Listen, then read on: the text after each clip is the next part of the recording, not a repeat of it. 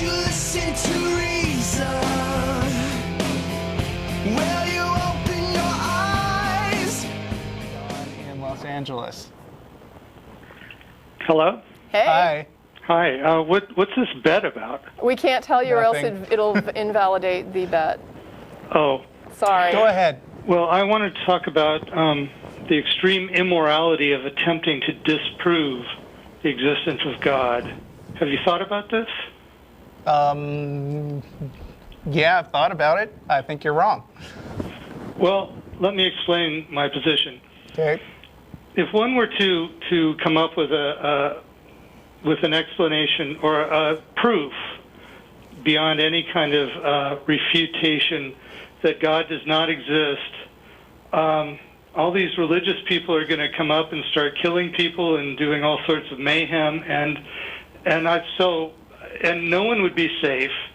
So I think it's completely immoral to even attempt to do such a thing. Just like Tracie and I are out killing people right now as we're talking to you.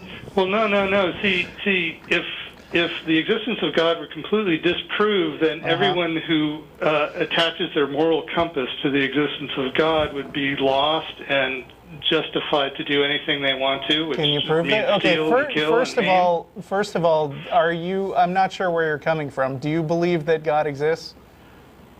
I have no idea. Okay, so no. No. Okay. All right. I fear I don't religious think people who reject secular morality and say that the only morality comes from the Bible. First of all, Well, I an want argument to say, from fear is not an argument. So. Yeah, I mean, first of all, I want to say that there is no such thing as absolutely disproving something, because there are people going around making all kinds of claims that have no basis in reality. There's people who think that we never walked on the moon and stuff. Right.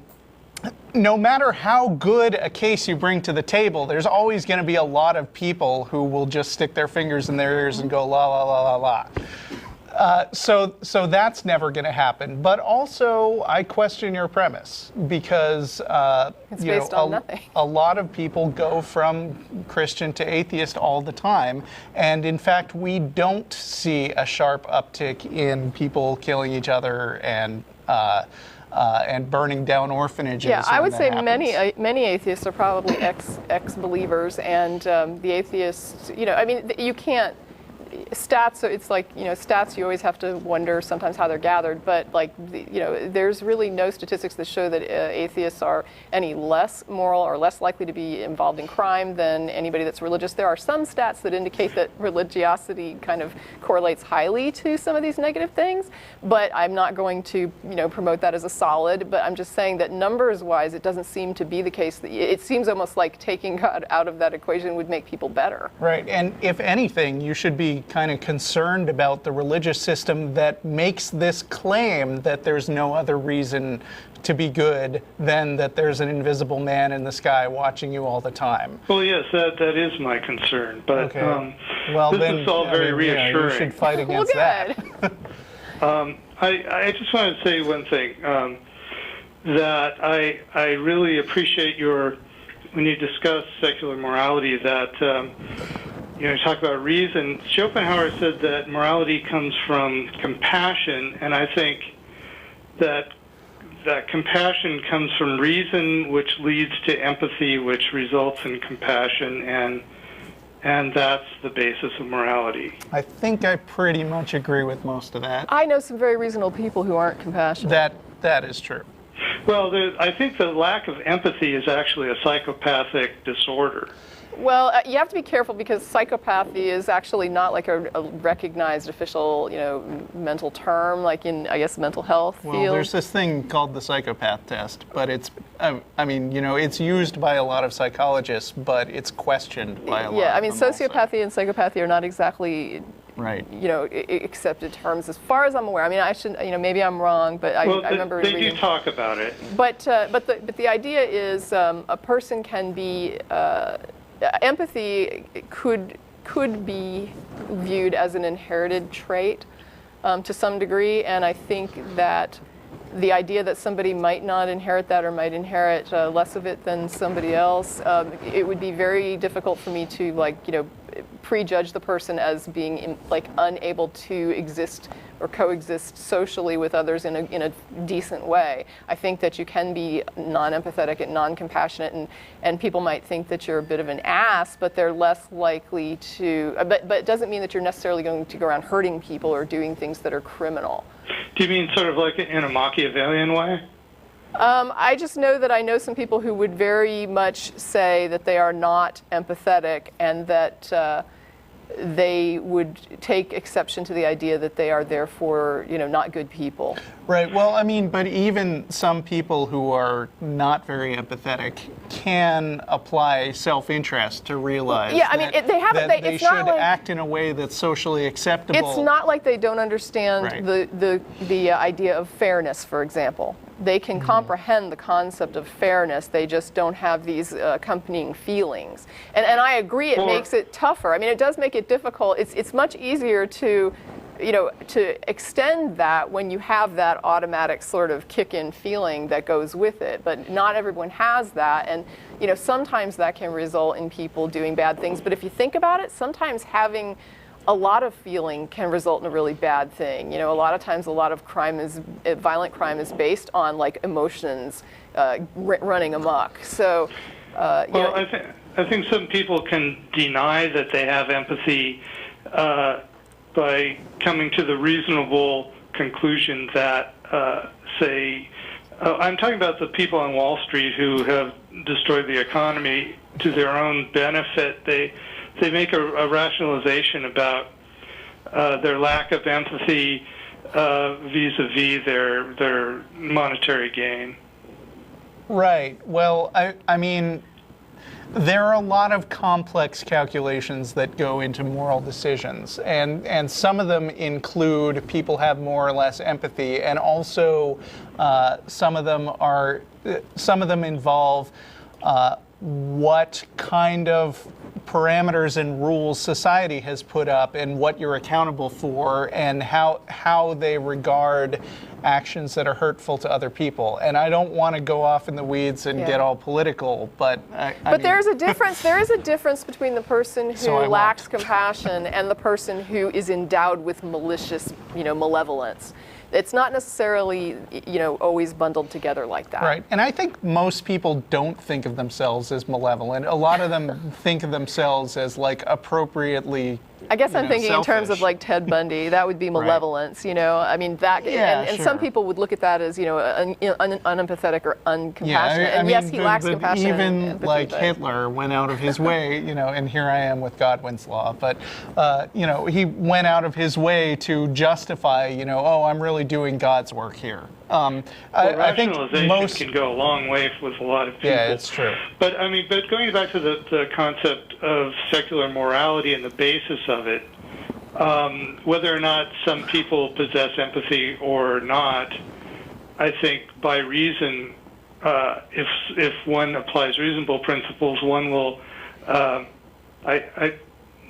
come to empathy and therefore compassion, and by that build a basis of a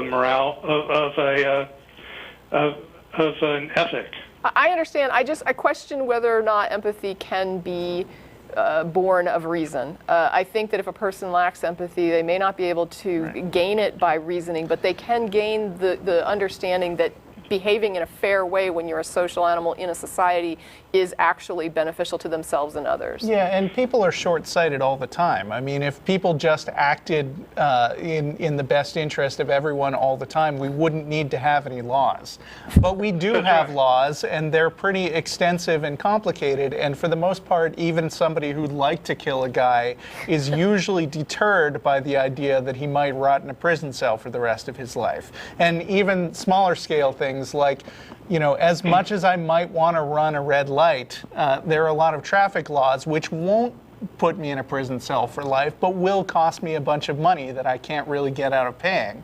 There are behavioral modifications that happen through legal channels, as well as people just doing the right thing because they're empathetic. Yeah, society imposes, pressure and restrictions. Well, running a red light is kind of the violation of a contract in which we all agree that we're going to stop at red lights so that when it turns green we can go. And violating that is a lack of ethic. But if you don't think that empathy leads to morality, or that reason leads to empathy, then what is the basis of secular morality? Well, I think empathy is something that is part of being a social animal. I mean, other social animals exhibit empathy, and they, surely are on a different level of reasoning than most people. I mean, they reason, but they reason differently, and they reason to different degrees, and but they still display empathy. But that's a social. I mean, that's an inbred social trait. Yeah, and I said I mostly agree with you. I mean, I think for the most part, reason and empathy do go together. We're just saying it's not sufficient. Right, yeah, and I think that, I'm just saying that if a person lacks empathy, reason's not going to endow them with it. They might be able to reasonably see the benefit of it, but it's not going to make them feel. Reason doesn't make you feel things.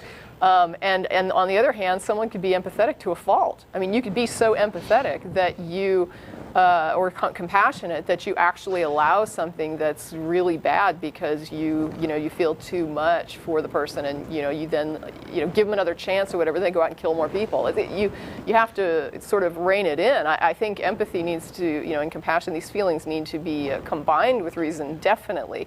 But if you lack the feelings, I don't know that reasoning can give you those feelings, but it can get you to understand the value of interacting fairly in your society. Well, I would say that the inability to accept that value would be the inability to reason. It's not about not accepting a value. It's about you can't force someone to feel things. I might be in a relationship, for example, where I'm married to somebody that I don't love, and there's a lot of great benefits to the marriage, and I'm thinking, gosh, it would reasonably, I wish I loved them because it would really make this easier, but I don't love them, and I don't know if I can stay in this relationship just for these pragmatic benefits, but boy, how much better would it be if I did love them? You can't reason yourself into feelings. I mean, you can try, and I think to some extent you might be able to, consider something and then gain some feeling if you have the capacity for that feeling. But you have to remember, not everybody might have the capacity for empathy. So you're saying that empathy is more of an emotional feeling than a cognitive process? Yeah, it's the idea that I feel like you're like me.